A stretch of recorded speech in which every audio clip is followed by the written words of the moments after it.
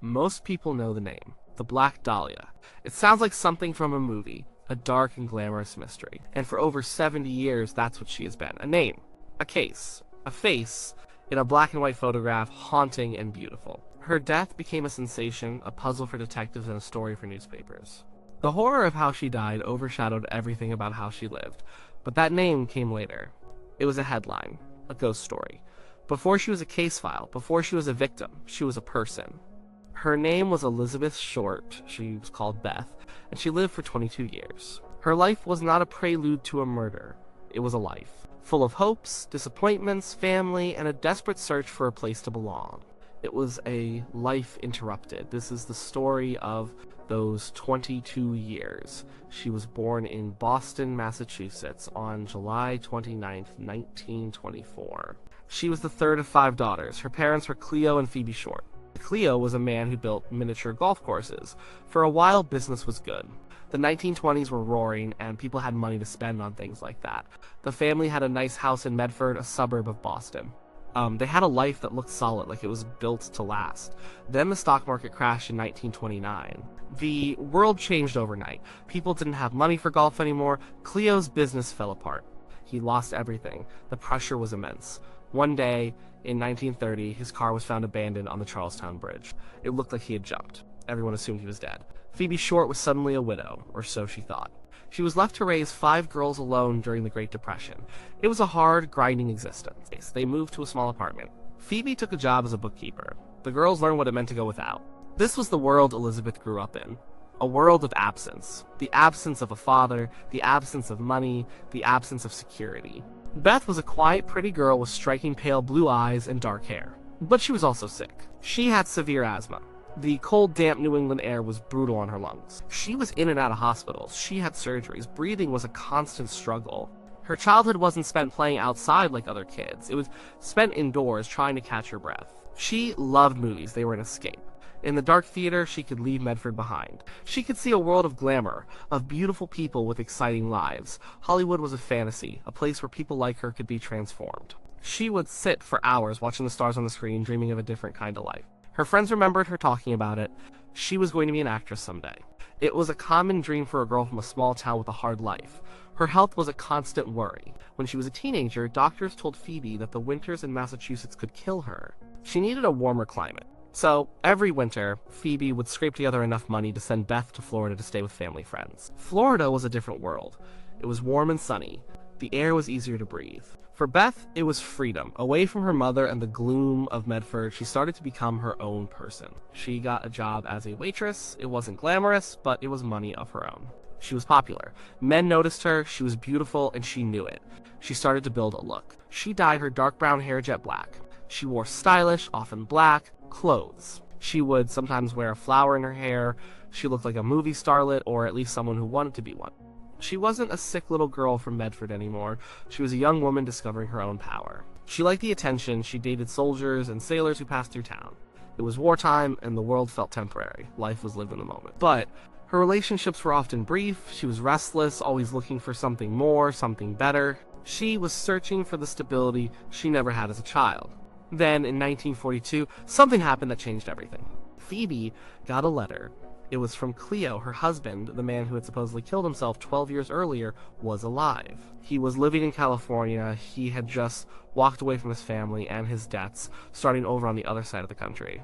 He wrote that he was sorry and wanted to reconnect with his children. For Beth, this was a revelation. Her father was alive, and he was in California, the land of her dreams. She was 18 now. Well, she decided to go. Maybe this was the break she was looking for.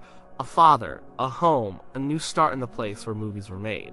She packed her bags and took a train across the country to Vallejo, a city near San Francisco, where her father was working at a naval shipyard. The dream didn't last. The reality of her father was not the fantasy she had built in her mind. Cleo Short was a quiet, withdrawn man. He had his own life, his own routines.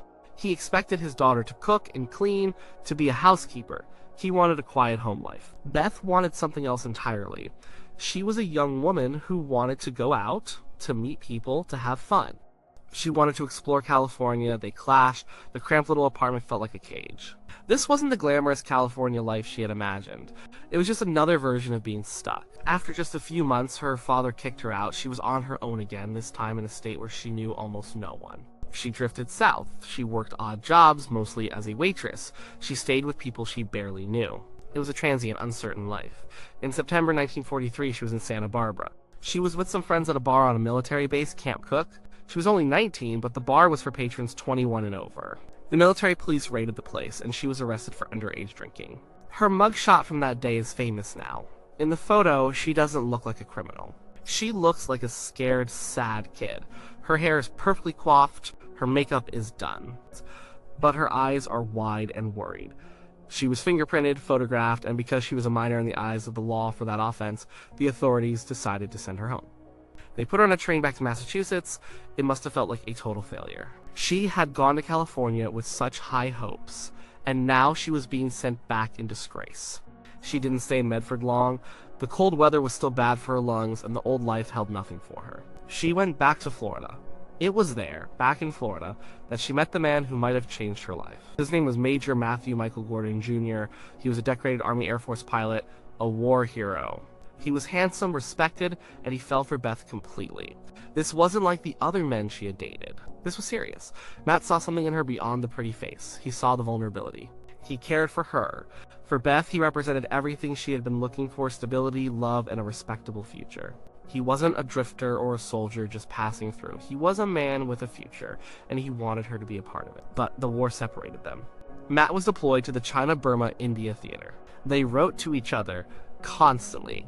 Their relationship grew through letters sent across the world. He talked about their future. He told her he wanted to marry her when he came home. He sent her a newspaper clipping of their engagement announcement. Beth told everyone she was engaged. This was it. Her life was finally going to start. She would be Mrs. Matthew Gordon. She would have a home, a husband who loved her. The restless search would be over. She waited for him. While waiting, she drifted a bit, working in different places, but her focus was on Matt's return. Then in early August of 1945, he was on his way home.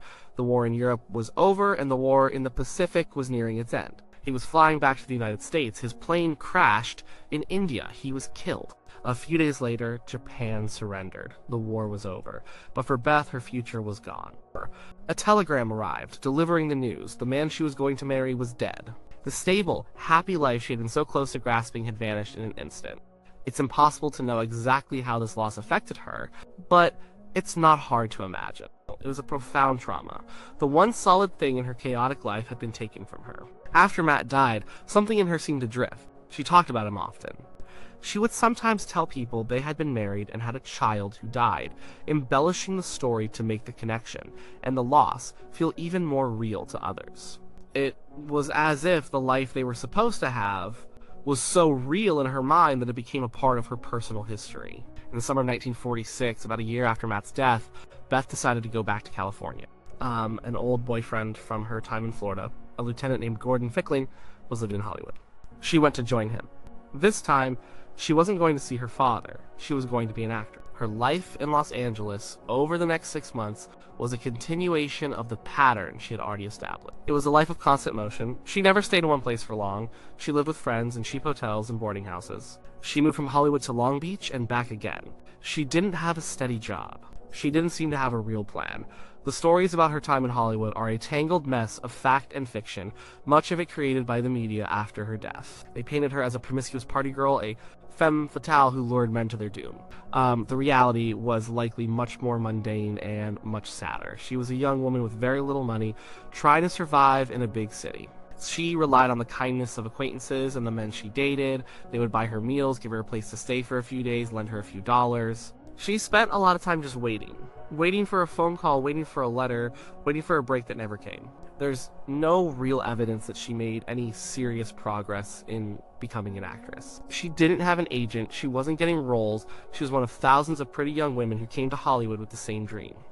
She was on the fringes of the industry, not in it. She went to nightclubs and restaurants where movie people went, hoping to be seen, to be discovered. Her life wasn't glamorous. It was often lonely. She wrote letters home to her mother asking for money. In her letters, she tried to sound optimistic, talking about potential jobs or auditions.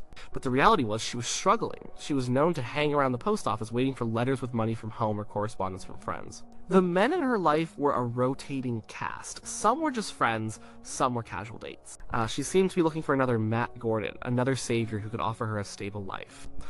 But she never found one. She was often described as being a tease, someone who was friendly and flirtatious but didn't follow through. Perhaps she was guarding herself, or perhaps she was simply trying to navigate a world where men expected something in return for their help. In the last few months of her life, her movements became even more frantic. She traveled to San Diego, then back to Los Angeles. She seemed to be running out of options, running out of friends to stay with. She was rootless. In December 1946, she was in San Diego. She met a man named Robert Red Manley, a married salesman. She told him she needed a ride back to Los Angeles. On January 9th, 1947, he drove her. They stopped along the way. She told him she was going to meet her sister at the Biltmore Hotel downtown. They arrived at the Biltmore in the early evening. Beth got out of the car. Manley said she went into the hotel lobby. He was the last person known to have seen her alive who would speak about it publicly. She was wearing a black suit and a white blouse. She was 22 years old. What happened in the next 6 days is the great unsolved mystery. She seemed to vanish. No one knows for sure where she went or who she was with. Her family didn't know where she was, but her scattered group of friends didn't know.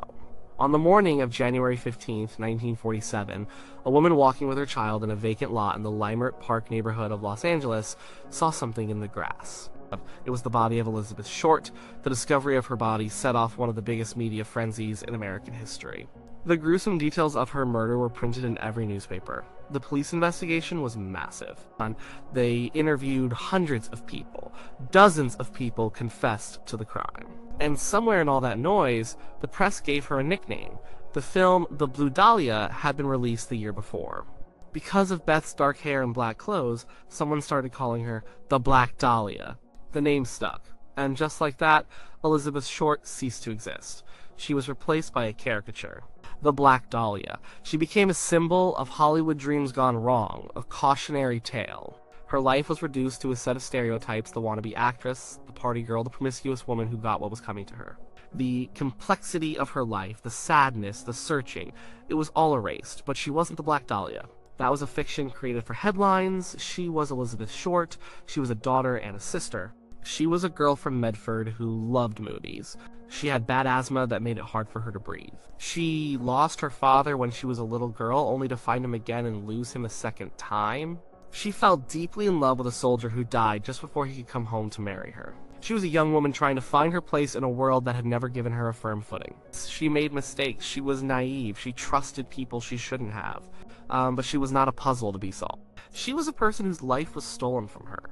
Her story is a tragedy, but not for the reasons people think. The tragedy isn't just the brutal, unsolved nature of her death. The deeper tragedy is how her identity was taken from her twice. First, by her killer, and then by the legend that grew up around her.